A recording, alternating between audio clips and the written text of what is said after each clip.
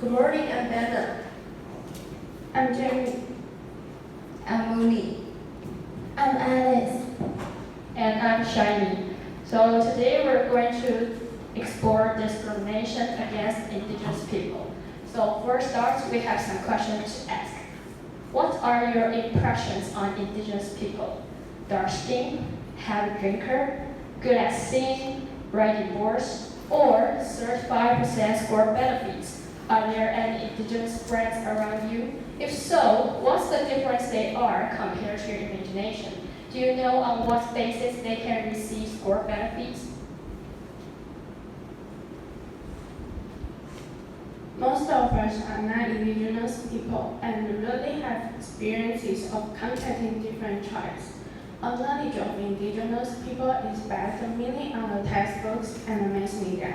Due to the lack of actual contacts, we naturally assume or think as a fact, and the stereotypes are often reinforced when we meet an indigenous person who is good at singing and drinking. As a result, when the mass media picks up the stereotypes wrongly by educating the public on their lack, the situation only gets worse. Imagine worse answer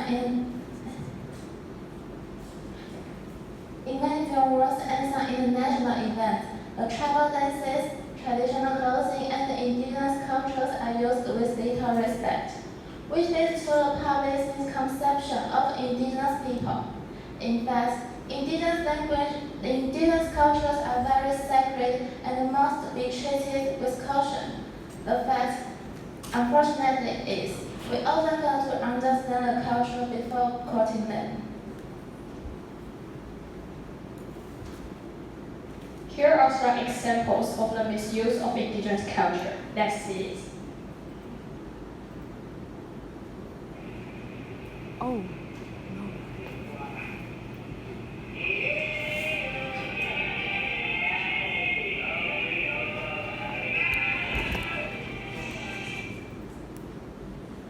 Line dancing too. Literally make fun of static body. In a movie, not only was the tattoo painted incorrectly in a ridiculous way, but the mimicking of their ethnic language was also changed into random swearing words. What's worse, in Cause the Crab Be My Wife, a non-existent ethnic group was fabricated, and it used all the stereotyping elements possible to imply that indigenous people are uncivilized. The fact is, many of indigenous people are not what we think. For example, most of them drink not because they were born good drinkers, but because of the ceremonies. Another example is the use of the flag, the laugh. In fact, no indigenous language contains the filler, the laugh. It was only an imagination.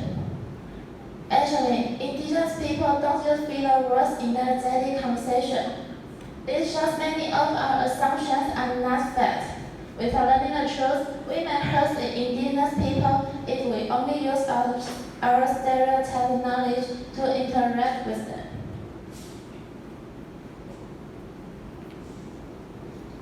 Take myself as an example. This is a picture of me in a tribe uniform when I was 7 years old. And this is my mom on her friend's wedding day in my tribe. Here's here today.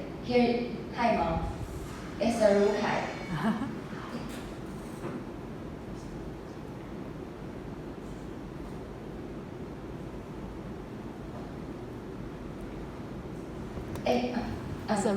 It's a Rukai in indigenous Taiwanese. I'm actually not good at running, but according to my experience, my custom will assume people like me run very fast. In my tribe, we have traditional custom like hunting boars. Some people may think it's very barbaric, but the custom of hunting boars is very important in our culture because it is difficult to obtain meat living in the mountains. Therefore, the boars are usually killed at festivals, weddings, and housewarming occasions. Sacred rituals will be held, and the offering will be shared among families and tribes.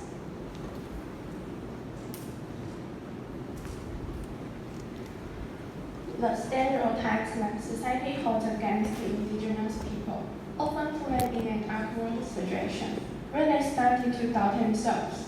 wondering if they were as uncivilized as mainstream belief. As Tu Jian mentioned in this article, the stereotypes say indigenous people are heavy drinkers. They could trouble when they try to find a job. In addition, when indigenous people are reminded that they are indigenous, they tend to behave poorly. This is called stereotype threat. When everyone thinks you are like this, it makes you doubt yourselves, and they even act like that.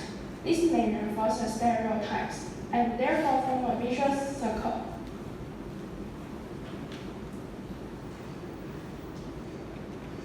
Oftentimes, just blurt out the words unintentionally, unaware of the problem. But the fact is, the aggression appears unconsciously. This is why only when we start to recognize the monoculture aspects can we avoid discrimination and truly stop exploiting indigenous cultures as gimmicks or jokes.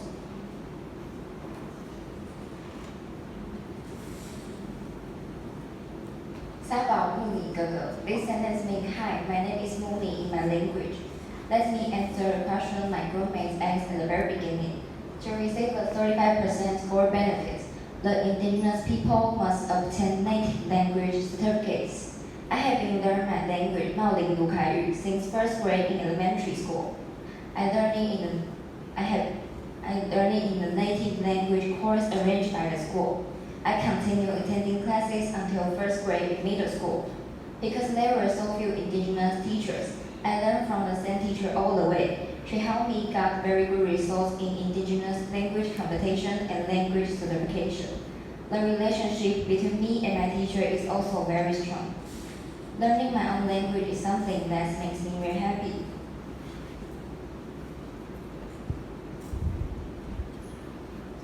August 1st is Taiwan Indigenous Peoples Day. It is for the indigenous people to identify their cultures and not to forget their native languages. Indigenous people are nothing different from others. We shouldn't treat it in an unusual way. Their cultures are irreplaceable. Emphasizing the cultural diversity and highlighting minority role models can reduce the stereotype rate we just mentioned. For example, the singers Ame and Abao, the YouTuber Chelsea, are public figures to increase their indigenous visibility. Their experiences and performances have encouraged the young indigenous people to speak for themselves and get more confidence. There should be more contact and dialogue. Not only us as Han Taiwanese need to learn more about indigenous people, but the indigenous people also have to learn more about their root cultures. It takes all of us to protect the legacy of our island together. This is the end of our group presentation. Thank you.